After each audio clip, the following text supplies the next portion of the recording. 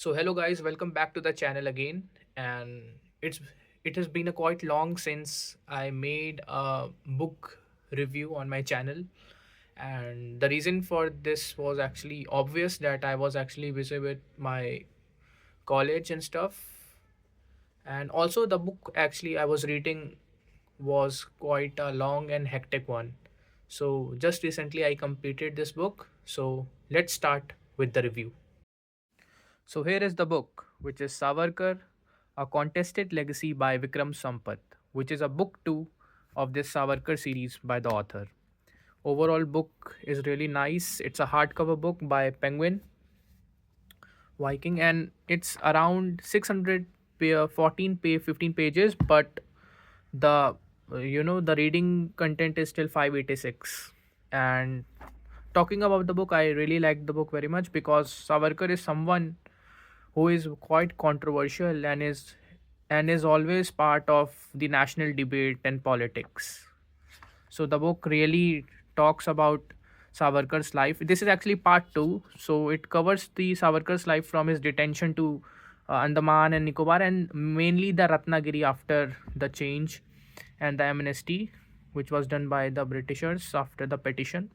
It talks about all the controversies which are even relevant in the current modern times and politics.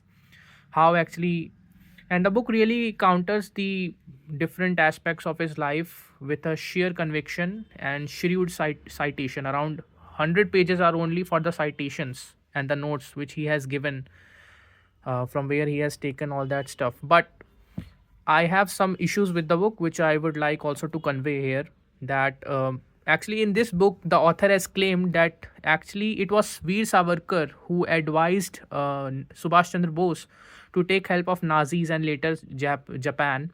But this claim was actually is very baseless, because I think, and even it was countered by Chandrachud Ghosh in his book both the story of an inconvenient nationalist, that this claim came very late, around a decade later after Subhash death. And also it was claimed by the Savarkar's servant. So and also even the author Vikram Sampath has given very lighter notes, not a complete, and you can not say a very authoritative claim. The So definitely it's one issue which I had with the book. And other than that, also one more thing, in the book, the Savarkar has Vikram Sampath has claimed that it was C. Rajgopalachari who wrote the biography of Veer Savarkar, just because of the fact that it was first published in Chennai, and biggest leader of Chennai was C. Rajgopalachari during those times. But author has again haven't given any authoritative citations, and that's why I've even marked it in the citations also. Just and he has completely forgotten the fact that they both belong to different opposed ideologies. And also, just there are two three exceptions where actually C. Rajgopalachari has praised Savarkar. Otherwise, throughout their life, they had been rivals and a foe. So these are the 2 points which I had problem with the book and the author. Otherwise, the book is really very interesting part. If you have any you don't need actually prerequisite, but if you have any interest in national politics or the political history or even the biography, if you want to know about a man who go with the hard floors and hardships, but still managed to survive and became a very famous personality who is even relevant in today's modern period, then definitely you can go with it. This book really inspired me, how actually he was given the two transportations, and how he actually used his writing he was very erudite and prolific writer also, who also contributed to make coin the many words in the Marathi language.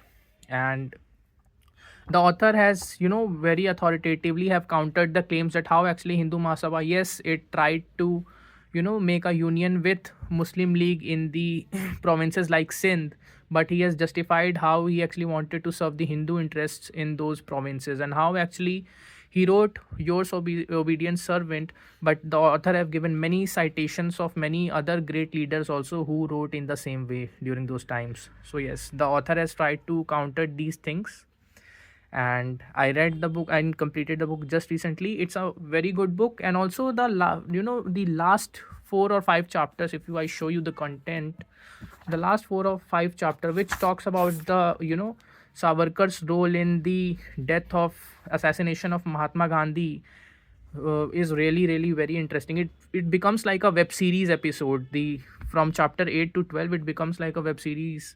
You really have the book becomes unput downable. You just want to read and know what would happen next, especially the relation of Savarkar with Nathuram Godse and Narayan Apte is also mentioned in the book. And of course, there was really something fishy. And nonetheless, even in the Kapoor Commission, it was claimed that Savarkar, even it was the Savarkarite faction who actually led to the assassination of Gandhi. It was because even the Nathuram Godse and Apte were part of Hindu Rashtra Dal, and they were the Savarkarite faction who were the part of the Hindu Mahasabha. So definitely he was not convicted. He was accused. Veer Savarkar was accused in the assassination attempt, and due to lack of evidence, he was later found not guilty. But definitely his ideology shaped the assassins who led finally to the death, assassination of Gandhi. But overall, a really good book. Of course, nobody is a black and white. Everybody has their own gray. So similarly is the story of Veer Savarkar. The story starts with the hardships, the struggle, the revolutionary figure, how he actually, Bhagat Singh also, had interest in his writing, how Bhagat Singh read his book on the 1857 war and was inspired and became revolutionary. He was one of the India's first revolutionary. Even Gandhi ji had claimed that it was Savarkar who knew the Britishers better and also before than him. So a good book, a must try book, I would say. There are some errors which I already conveyed, but overall a solid book which you can go. But yes, it's a time consuming book, time consuming definitely. The rating I have given is around 8.5. So yes, anything above 8 is good. So a must try. Thank you.